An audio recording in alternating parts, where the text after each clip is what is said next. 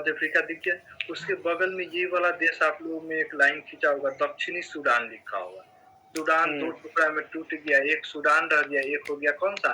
दक्षिणी सूडान। कोई दिक्कत नहीं? दक्षिणी सूडान जो है ना, सूडान से अलग हुआ है 2011 में, एक नया देश बना है।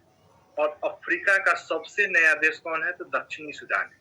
क्वेश्चन पूछे हुए है कि अफ्रीका महादेश का सबसे नया देश कौन-सा देश?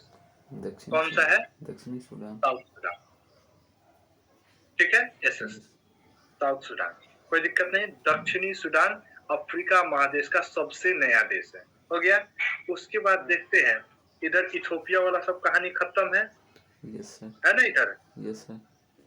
चलिए, अब हम लोग शुरू करते हैं इक्वेटर वाला देश। क्वेश्चन पूछ देगा कि अफ्रीका महादेश, अच्छा एक चीज बताइएगा, कौन सा ऐसा महादेश है जहाँ से तीनों रेखाएं गुजरती है? दक्षिण अफ्रीका, अफ्रीका है। एक ऐसा महादेश जहाँ से तीनों रेखाएं गुजरती है। Yes sir. ये क्वेश्चन पूछे हुए। देखिए, एक रेखा तो इक्वेटर दिख गया, ये डॉटेड लाइन दिख रहा है। Yes sir. ये कौन सा रेखा है? ये कौन सा रेखा? कर्क रेखा। कर्क रेखा। और नीचे में मकर। तो अफ्रीका महादेश है ना, तीनों रेखाएं गुजरती हैं। सोच सकते हैं गर्मी कितना भयानक होगा। Yes sir. मतलब सूरज यहाँ से चमकेगा, यहाँ जाएगा, फिर यहाँ से चमक, मतलब न लगता है कि बहुत ज्यादा गर्मी वाला क्षेत्र है। Yes sir. यही कारण है। अब भारत का स्थिति देखिएगा तो इसके ऊपर है, इसके ऊपर है ना? Yes sir. चलिए, तो ये हमारा हो गया कर्क रेखा। तो अब हमारा क्वेश्चन है कि इक्वेटर वाला देश पर याद करें, इक्वेटर वाले में कितना देश है? तो सबसे पहले देखते हैं, साउथ में प्रिंसेप, देखे तो मिला? Yes sir. साउथ में प्रिंसेप यहाँ पे मिलेगा। यस इस एरिया वो सब देश है सर? हाँ, छोटका छोटका आइलैंड सब देश है। भूमध्य रेखा पर मिलेगा, एकदम भूमध्य रेखा। सर लग रहा है दक्षिण महासागर में है। ठीक है, साउथ अटलांटिक ओशियन में है, कोई बात नहीं है, लेकिन वो देश है। स्वतंत्र हो गया तो देश है, किसी के कब्जा में रहता तो आइलैंड हो जाता है। यस नहीं, यस सर। बहुत सारा छोट छोट मिलेगा, इसने घूमे फिरे देश। साउथ में प्रिंसेप, कौन सा देश? साउथ में प्रिंसिपे है ना, वही लिखा हुआ। चलिए, तो इक्वेटर वाला पहला देश देखिए, साउथ में प्रिंसिपे। ये बहुत ही छोटा एक द्वीप है और वो एक देश के रूप में, ठीक है? Yes sir. उसके बाद यहाँ पे एक विषुवतीय गिनी हम लोग देखे थे। हाँ, इक्वेटर गिनी यहाँ पे। Yes sir. देखे थे ना? Yes sir. 2 देश मिल गया इक्वेटर पे। गैबोन देखे तो गैबोन यहाँ मिला, और गाबा लिखा हुआ। गैबोन है, गावा नहीं, गैबोन है। अब में तो गैबोन लिखा हुआ है। अच्छा, तो गैबोन लिखा हुआ। हाँ, गैबोन। गैबोन मिल गया। अब थोड़ा बहुत हिंदी इंग्लिश का फर्क होता है। गैबोन मिला। तो अभी तक हम लोग 3 देश देखे। साउथ में प्रिंसिपे और विषुवतीय गिनी और गैबोन। गैबोन के बगल में कांगो मिलेगा। यस है? हाँ है। कांगो है ना? ये दोनों में जब बंटवारा हुआ ना, गैबोन और कांगो में, तो गैबोन ज्यादातर भाग रख लिया समुद्र में, है ना? इसको थोड़ा सा मिला है। किसी देश के पास समुद्र होना बहुत जरूरी है, उसके विकास के लिए समुद्र का होना बहुत जरूरी है, ताकि व्यापार समुद्र के रास्ते ज्यादा अच्छे से हो। ठीक है? देख ही रहे नेपाल की स्थिति, समुद्र नहीं लगता है। तो कौन कौन देश देखे यहाँ पे? विषुवतीय रेखा वाला साउथ में प्रिंसिपे, विषुवतीय गिनी, गैबोन, कांगो, और उसी के बगल में कांगो गणराज्य मिला, बड़का को देश। Yes sir. देखिए ना, एकरा कितनी को दिया, इतना बड़का देश है, इतनी दूर में दिया है कांगो गणराज्य। वही जबरदस्ती लिए हुए इस कांगो से है। तो कांगो गणराज्य और कांगो मिल गया। इतना क्या को देश हो गया? हो गया सर, 1 2 3 4 5। पांच गो हो गया। Yes sir. देखिए, साउथ में प्रिंसेप, विश्वतीय गिनी, गैबोन, कांगो, कांगो गणराज्य, पांच गो हो गया। उसके बाद इक्वेटर रेखा भी और आगे जा रही है ना। उसके बाद देखिए युगांडा, युगांडा, हाँ युगांडा, युगांडा, युगांडा, युगांडा की राजधानी कंपाला है। Yes sir. कंपाला, याद रखिएगा, कुछ राजधानी से याद रखना होगा। युगांडा मिल गया। Yes sir. युगांडा के बगल में, युगांडा के बारे में जानते हैं? जंगल है सर। कुछ बता देते हैं। युगांडा के बगल में केन्या भी है, केन्या भी विषुवतीय रेखा में है ना। बस इतना देश आपको याद रखना, पांच गो इधर। वो भी उसके बाद है सोमालिया, सोमालिया, मोगादिशु भी आता है, सोमालिया, ठीक है, ये भी आता है थोड़ा सा। चलिए, तो इतना याद रहेगा आपको किसमें, भूमध्य रेखीय देश। और हॉर्न ऑफ अफ्रीका में सोमालिया चला जाता है ऊपर उधर। अब हम बता रहे हैं युगांडा के। देखिए युगांडा में एक आप सुनते हैं, ये जो देश है, कौन देश, कहाँ के है, इजराइल देखते हैं ना, यहाँ पे है। Yes sir. ऐसे ही इतना खतरनाक नहीं हुआ है, बहुत जुर्म हुआ है। एक तो हम लोग पीछे जुर्म देखे ही थे। तो ऐसा कहा जाता है कि युगांडा के जो राष्ट्रपति है ना, युगांडा के राष्ट्रपति, ठीक है,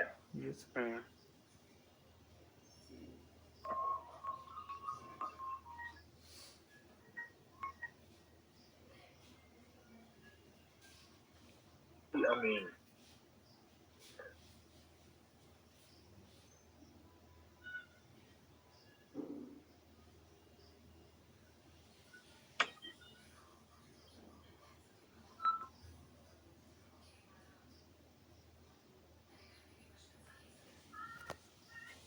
इटी अमीन है, हाँ यही है, इटी अमीन नाम है, इटी अमीन युगांडा का राष्ट्रपति है। देख रहे हैं,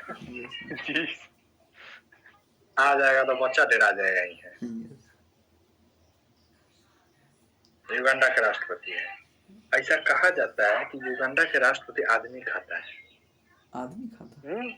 आदमी के मार के खा जाता है, इतना खतरनाक है। भयंकर है। तो राष्ट्रपति खाता है या उसको वहाँ का सब आदमी खाता है? ये खुद खाता है। राष्ट्रपति के बारे में कहा जाता है कि इतना क्रूर है कि वो आदमी को खा जाता है। देख रहा है कैसा है। आम बात है, कोई दिक्कत नहीं। मुंह देखिए इसका कैसा है, समझ गाल खोला खोला। क्या लगता है कि अपने यहाँ आ जाएगा तो बच्चा सब डर जाएगा। Yes sir. स्मार्ट है देखने से, बहुत ज्यादा है। घर में फोटो लगा लीजिए। यस सर, फ्रेम करवा के। चलिए ध्यान दीजिएगा, यहाँ थोड़ा सा कुछ बता देते हैं इसके बारे में और युगांडा के बारे में। युगांडा में हम लोग हैं तो इजराइल के लोग, थोड़ा सा हम लोग देखते हैं मैप की ओर चलते हैं।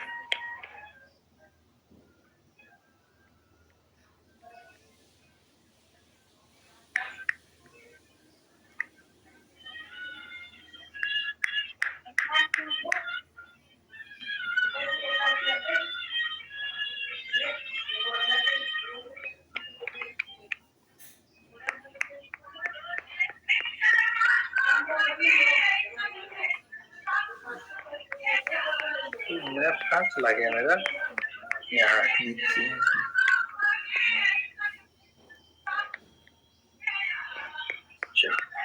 देखिए यहाँ पे आपको ये देश दिख रहा होगा, बहुत छोटा सा दिखेगा। हम कोशिश कर रहे हैं कि आपको दिख जाए। यहाँ पे जो देश है ना, लाल सागर है, दिख रहा है, ये वाला रेड सी है, और यहाँ पे इजराइल है ना। वर्ल्ड मैप में तो यही इजराइल है। और युगांडा आप देखिएगा तो दक्षिणी कांगो है और युगांडा यहाँ पे मिलेगा, है ना। इजराइल के लोग, ठीक है, एक जहाज में भरकर काहिरा से, मिस्र की राजधानी काहिरा से फ्रांस जा रहे थे। हवाई जहाज को कहाँ ले जा रहा था? फ्रांस। कहाँ जा रहा था? फ्रांस जा रहा था। कोई दिक्कत नहीं, आम बात है, एक देश से उड़ान भरना दूसरे देश में जाना नहीं। उसी तरह से इजराइल के लोग काहिरा से जहाज में बैठकर फ्रांस जा रहे थे, लेकिन आतंकवादियों ने इसे युगांडा ला दिया। आतंकवादी कहाँ मोड़ के ले गया? युगांडा। युगांडा लेके चला गया। काहिरा से उड़ान भरी फ्रांस काहिरा से उड़ान भरी फ्रांस के लिए, आतंकवादियों ने इसे हाईजैक करके कहाँ लेके चला गया? युगांडा। जैसे भारत में ही देखे होइएगा, काठमांडू से जो जहाज चली थी जिसको इस्लामाबाद जाना चाहा, काबुल लेके चला गया था। Yes sir. हाईजैक पर ना समझते हैं ना? यस देखे सर। भी होइएगा मूवी वगैरह। Yes sir. तो कहाँ लेके चला गया? मिस्र की राजधानी काहिरा से उड़ान भरी फ्रांस के लिए, और आतंकवादियों ने इसे लेकर चला गया युगांडा। और जब कोई अच्छी आतंकवादी किसी प्लेन को हाईजैक करती है तो निगोशिएशन होता है। निगोशिएशन मतलब समझते हैं ना? बातचीत होता है। यस तो एक आतंकवादी और वहाँ के जो भी एक प्रतिनिधि होते हैं उनसे निगोशिएशन मतलब बातचीत होती है। क्या लीजिएगा? मेरे यात्रियों को छोड़ने के पीछे, आप पकड़ने के पीछे आपका मकसद क्या है? तो कहेगा ना कि हमरा पैसा चाहिए, हमको पैसा दीजिए, हमर जो इतना आतंकवादी सब आपके जेल में कैद है सबको बाइज्जत रिहा करिए, कहते हैं ना? जैसे हम लोग बिहार जेल से मसूद अजहर को छोड़े थे। Yes sir. अजीत डोभाल उस समय निगोशिएशन कर रहे थे भारत के तरफ, और आतंकवादियों से बातचीत कर रहे थे कि क्या करना है। और निगोशिएशन के दरमियान में सोचा जाता है कि कितना ज्यादा दिन तक उलझा के रखे बातों में, कि जितना ज्यादा दिन हम समय लेंगे उससे, हम अपना प्लान सेट करेंगे कि क्या करना है। Yes sir. आतंकवादियों को मारना है तो मारना के रणनीति बनाएंगे कि कैसे पकड़ना है, कैसे मारना है, प्लेन हाईजैक को कैसे छुड़ाना है, कहाँ रखा होगा, ये सब तरीका पे सोचेंगे। तो वहाँ पे एक खुफिया विभाग मोसाद है, जैसे अपने यहाँ NSA है ना? Yes sir. इंटेलिजेंस। तो वहाँ पे मोसाद है, बहुत खतरनाक, दुनिया का सबसे खतरनाक आर्मी मोसाद है वहाँ का। अब निगोशिएशन अब एक टीम निगोशिएशन कर रही है, अभी बोला कि इतना करोड़ रुपया लेंगे और हमारे छोड़ा जाए। इधर से कहा ठीक है, हम बात करते, अपने अधिकारी से बात करते, अपने राष्ट्राध्यक्ष से बात करेंगे, तब ना बातचीत फाइनल होगा। इस तरह से बात करते करते, जैसे हम लोग मसूद अजहर जो अपना प्लेन हाईजैक हुआ था तो 5 दिन तक निगोशिएशन कर लिए थे। सेम उसी तरह से यहाँ पे 2 दिनों तक नेगोशिएशन चलते रहे। युगांडा के मतलब यहाँ के आतंकवादियों के साथ इजराइल के मोसाद इंटेलिजेंस से वहाँ पे नेगोशिएशन चलते रहा कि हमारे छोड़ देना है ये, लेकिन वो और गया था कि नहीं छोड़ेंगे, छोड़ेंगे तब जब कई करोड़ पैसा का डिमांड था, और साथ ही साथ जो हमारे आतंकवादी आपके यहाँ कैद है उसको छोड़ा जाए। ऐसा नेगोशिएशन चलते रहा। लेकिन उसी बीच में जो समय मिला तो एक टीम नेगोशिएशन कर रही थी और दूसरी टीम जो थी इजराइल की, वो इस रास्ते से आर्मी भरकर चल दिया। कहाँ पे? ऐसे आ गया और जानते हैं युगांडा पहुंच गया। जानते हैं मतलब इंटेलिजेंस इतना पता कर लिया कि यहाँ के राष्ट्रपति जो है ना, इदी अमीन, अभी देश में नहीं है, विदेश के दौरे पे गए हैं, और उनके आने का भी समय वही था, उसी दिन आना था उनको। अब यहाँ से हवाई जहाज मतलब अपना फाइटर प्लेन उड़ाया, 4 जहाज को उड़ाया और महज 50 मीटर की ऊंचाई पे, मतलब कि बहुत धीरे धीरे लेके गया क्योंकि रडार के नजर में न आए। ऐसे आया और इधर घुस गया यहाँ पे सोमालिया की। और जानते हैं उसका सोमालिया में तेल भी खत्म हुआ था, फिर दूसरा प्लेन आया उसको तेल भी दिया। एयर फ्यूलिंग होता है ना, रिफिलिंग, वहां पे दिया, और वो पहुंच गया तंजानिया में, यहाँ पे पहुंच गया। तंजानिया से देखिएगा तो युगांडा बहुत नजदीक आपको दिखेगा। अब देखिए हम लोग यहाँ से उड़ के आ गए, इस रास्ते से आ गए, नेगोशिएशन यहाँ से पहुंच गए कहाँ? तंजानिया में, और युगांडे ने जाना है, हम लोग तंजानिया तक पहुंच चुके। हम लोग कहने का मतलब मोसाद उसके जो इंटेलिजेंस था वो यहाँ तक पहुंच चुकी। और ये चीज अभी भी ये युगांडा वाले को पता नहीं है कि हमारा जो प्रतिद्वंदी है वो हमारे घर के पास पहुंच चुका है हमको मारने के। ठीक है? अब जो वहां पे पहुंचा तो यहाँ के राष्ट्रपति राष्ट्राध्यक्ष जो इदी अमीन थे वो विदेश दौरे पे गए थे। उसी समय में तंजानिया से आगे बढ़ते हुए ये पहुंच गया और यहाँ पे लैंड किया। एक फाइटर प्लेन जो है ना, एक प्लेन वो लैंड की, प्लेन गया था, फाइटर नहीं था, जहाजें लैंड की वहां के एयरपोर्ट पे। तो उन लोगों को पता चला, ठीक है, किसको, जो एयरपोर्ट अथॉरिटी को पता चला कि ठीक है हमारे राष्ट्रपति भी बाहर गए हुए हैं, शायद उन्हीं का आने का समय है, तो वो आ गए। अब राष्ट्रपति आएगा तो उसकी सुरक्षा भी देना है। लेकिन आया कौन था? इजराइल वाला आया, अपनी सेना भर के आया। आया और आते ही जैसे ही पहला प्लेन लैंड किया, उसी के पीछे दूसरा भी प्लेन, 4 प्लेन उड़ान भर के लाया था। 3 प्लेन में आर्मी लाया था और 1 प्लेन खाली लाया था, क्योंकि यहाँ से यात्रियों को लेकर जाना था, अपने यात्री को सुरक्षित वापस देश ले जाना था। पहला प्लेन लैंड किया, कोई दिक्कत नहीं। दूसरा प्लेन लैंड किया। जब दूसरा प्लेन लैंड करता है यहाँ पे, तो उसमें से आर्मी निकलती है, तो आर्मी निकलती है ना, तो गाड़ी निकालता है, अपना गाड़ी वगैरह सब लेके आया था। तो जो ये लोग काले रंग की कार लाई थी, ठीक है, काला नहीं, सफेद कलर की कार लाई थी। जबकि इन लोगों के इंटेलिजेंस को इतना नहीं पता था कि जो इदी अमीन है वो सफेद कलर की कार पर न चढ़ के एक ही सप्ताह पहले वो ब्लैक कलर की कार दे। इदी अमीन किस कलर से कार से चल रही है? ब्लैक कलर से। जबकि इन लोग पहले के अकॉर्डिंग ये लोग लाया था सफेद कलर का कार। तब एयरपोर्ट अथॉरिटी को शक होता है, नहीं ये हमारे यहाँ का गाड़ी नहीं, ये प्लेन सब हमारे यहाँ का नहीं है। समझ में आया? तब तक तो एयरपोर्ट अथॉरिटी को ये सब निकला आर्मी वाला सब भून दिया, कुएं को मार दिया। अब एयरपोर्ट पे कितना रहता ही है आर्मी, देश का आर्मी सुरक्षा के लिए न रहेगा। आर्मी तो बाहर रहता है, एयरपोर्ट के अंदर में थोड़े कुछ करेगा आर्मी सब, नहीं ना। और सबके पास हथियार लड़ने के लिए थोड़े है, तो एयरपोर्ट की सुरक्षा के लिए रहता। अब आया मोसाद वाला, सबको भून डाल दिया, मार दिया सब। उसी बीच में तीसरा प्लेन लैंड कर गया। इसी बीच में इजराइल का तीसरा प्लेन लैंड किया। तब एयरपोर्ट अथॉरिटी को लगा कि अब कुछ करना होगा। तो क्या किया जानते हैं? क्या?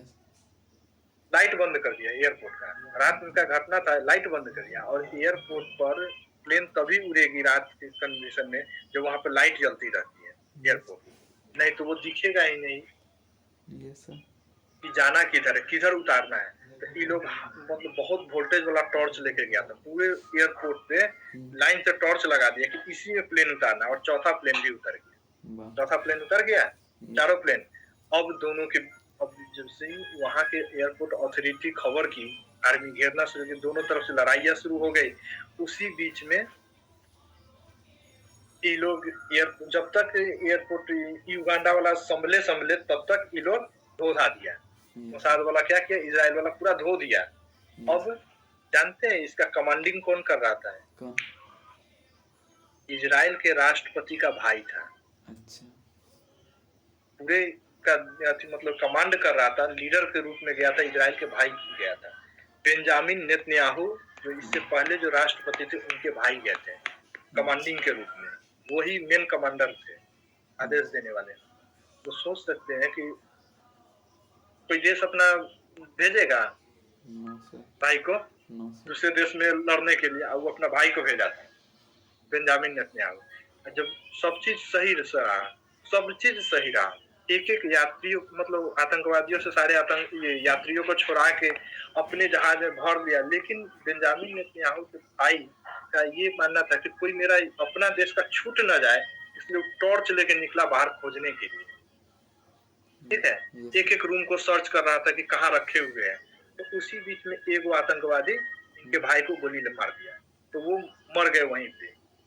बेंजामिन नेतन्याहू के वो चाहते तो भाग के चले आते, सारे प्लेन को खोल दिए थे, एक प्लेन को रखे हुए थे। ठीक है, जिसमें मतलब यात्री प्लेन खुल गया, एक प्लेन बचा हुआ कि और कोई यात्री बच गया तो हम लेके जाएंगे। उसी बीच में उनके भाई को मर गए। उसके भाई के भी डेड बॉडी को मोसाद वाला रखा और लेके उड़ा। और साथ ही साथ जब यहाँ से वो लोग निकलने लगे, ठीक है, तो इजराइल वाला ना यहाँ पे प्लेन, फाइटर प्लेन लगा के रखा था। अगर काउंटर जवाब किया, अगर हम जो जैसे निकल रहे हैं यहाँ से, अब पीछे से अगर ये जवाब कार्रवाई किया, हम लोग यहाँ से लड़ने के लिए तैयार हैं। और ये प्लेन निकल गई और यहाँ से जवाबी कार्रवाई के लिए लगी रही। जानते हैं क्या हुआ? उस बीच में एक महिला छूट गई थी। जब वहां गया, गिनती हुआ कि सब आ गया कि नहीं आया, तो पता चला कि एक आदमी यात्री कम है, एक यात्री कम है। पता चला कि यात्री कौन कम है, तो वहीं पे बताया कि वो यात्री कम है जो वहां पे महिला का तबीयत खराब हो गया। जब प्लेन हाईजैक के दरमियान उस महिला का तबीयत खराब हुआ, जिसको पास के हॉस्पिटल में शिफ्ट किया गया था, वो महिला छूट गई। हाँ छूट गई ना वहीं। Yes sir. इतनी अमीन बाद में आया, कहा कि क्या हुआ था, ऐसे ऐसे सब मार उठ के ले गया। कोई बचा कि नहीं बचा, तो बोला एगो महिला बचा है। जानते हैं उसको कुटी कुटी कटवा दिया। इतना खतरनाक है, मरवा दिया उस, मतलब उसको गुट्टी गुट्टी काट दिया उस महिला को। लेकिन इजराइल वाला वो अपने पूरे देश के यात्रियों को सुरक्षित लेकर चला गया। इजराइल इतना खतरनाक है। Yes sir. इजराइल अपनी आर्मी को बहुत ज्यादा स्ट्रॉन्ग करके रखती है। सोच सकते दूसरे देश में घुस कर, मार कर और लेके चले जाना अपने यात्रियों को। नहीं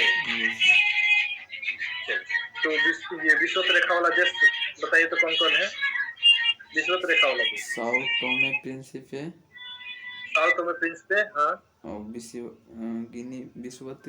विश्वतीय गिनी, हाँ, गैबोन, कांगो, कांगो गणराज्य, हाँ, युगांडा, उसके बाद एक केन्या, युगांडा और केन्या। कोई दिक्कत नहीं ना? युगांडा और केन्या। चलिए, युगांडा की राजधानी कंपाला। युगांडा के नीचे एक झील दिख रहा होगा, विक्टोरिया झील दिखा। यस। युगांडा के नीचे एक झील, विक्टोरिया झील। नील नदी का उद्गम, विक्टोरिया झील। हाँ, विक्टोरिया भूल गए, पढ़ लीजिएगा। युगांडा के नीचे एक विक्टोरिया झील दिख रहा होगा। Yes sir. चलिए, अफ्रीका का सबसे बड़ा झील, विक्टोरिया झील। अफ्रीका का सबसे बड़ा झील, विक्टोरिया झील। नील नदी का उद्गम, विक्टोरिया झील। नील नदी का उद्गम, विक्टोरिया झील। देखिए यहीं से ऐसे निकल के गया है विक्टोरिया झील। नील नदी गया है ना? Yes sir. चलिए, क्वेश्चन पूछेगा कि विक्टोरिया झील का किन देशों से सीमाएं लगती है? विक्टोरिया झील का किन देशों से सीमाएं लगती है? देख के आप लोग बताइए तो कौन कै गो देश होगा? 3 गो देश। कितना देश? 3 गो देश। युगांडा, केन्या और तंजानिया। मिला? Yes sir. युगांडा, केन्या और तंजानिया। अब अच्छा, दुनिया का सबसे बड़ा झील विक्टोरिया झील है कैस्पियन सागर। मैं कुछ बोल देते हैं। दुनिया का पूछा जाए तो कैस्पियन सागर, और अफ्रीका का पूछा जाए तो विक्टोरिया झील। याद रहेगा? Yes sir.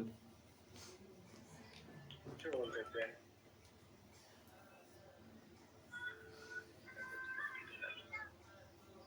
नील नदी का उद्गम स्थल यही है सर, विक्टोरिया झील। विक्टोरिया झील है। बताए थे ना, पढ़ाए थे। दो नदियां आती है यहाँ पे, सूडान के खार्तूम में 2 नदियां आपस में जब मिलती है तो वो, हाँ, तब वहां से नील नदी कहलाती है। 2 नदी आपको पढ़ाएंगे। और सर श्वेत नील और एक ब्लू नील मिलती है, तब जाके दोनों यहाँ पे नील नदी का होता है। पढ़े थे ना सर? श्वेत नील का उद्गम कहाँ है? श्वेत नील का उद्गम नीचे है।